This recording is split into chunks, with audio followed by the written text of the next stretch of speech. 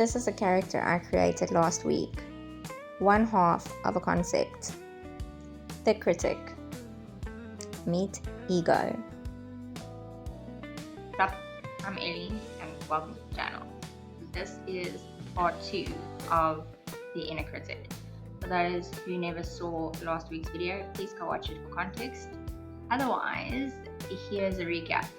Last week, as a Halloween theme drawing, I decided to draw my inner critic as a creepy character.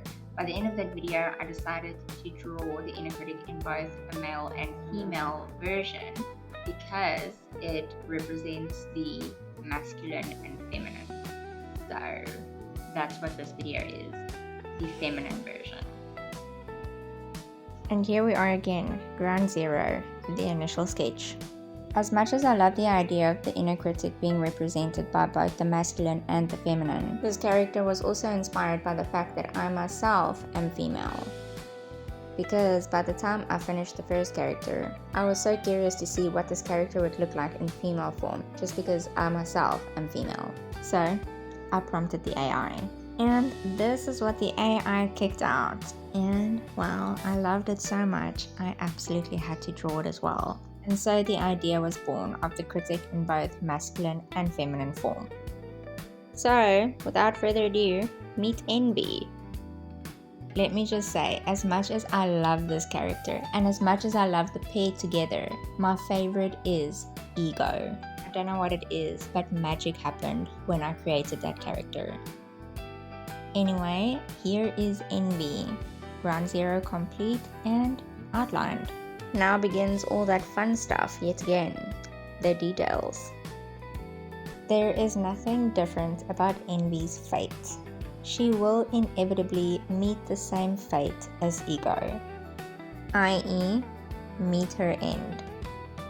But I want to say up front that even though both these characters meet their end, they will live on.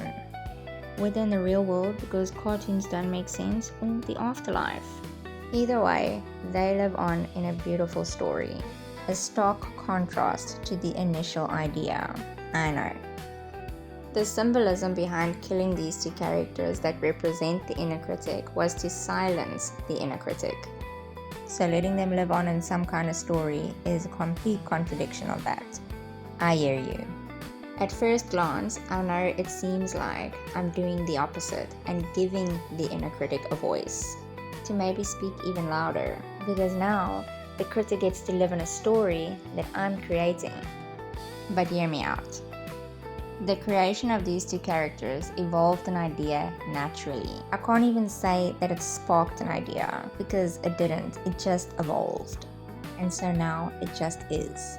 And no other two characters will do, because it is them. The story evolved in this moment in time the way it did with these two characters. So it can only be them.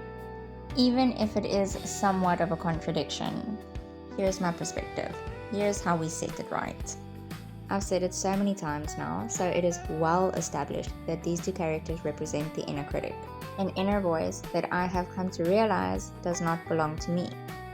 But as they live on in this beautiful story, I made it so. I am making it so. I am writing the script.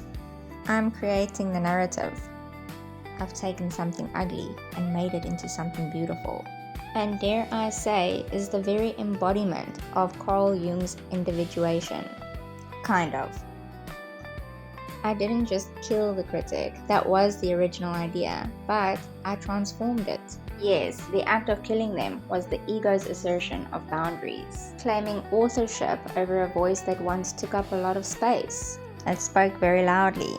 But the rebirth as characters in love, because that's the gist of the story, that's the self reclaiming the exiled pieces, the parts of me that believed it, and well, weaving shadow into story, right? In Jung's language, the opposites, light and dark, love and fear, creator and critic, are being reconciled through symbolic play.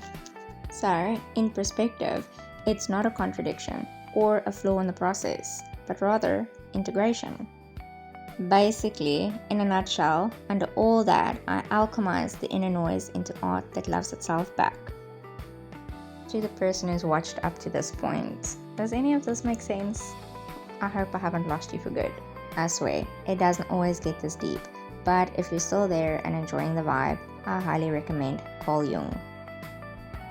So that's how the story now makes sense. And now that I have thoroughly explained it in great depth, I think we can move on.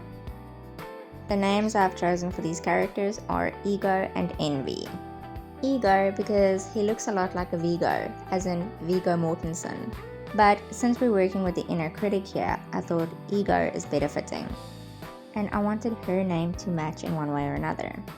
So Envy, simply because it starts with the same letter. And well, matches the vibe. But here she is, complete, and I couldn't be happier. Coming up now, her impending end.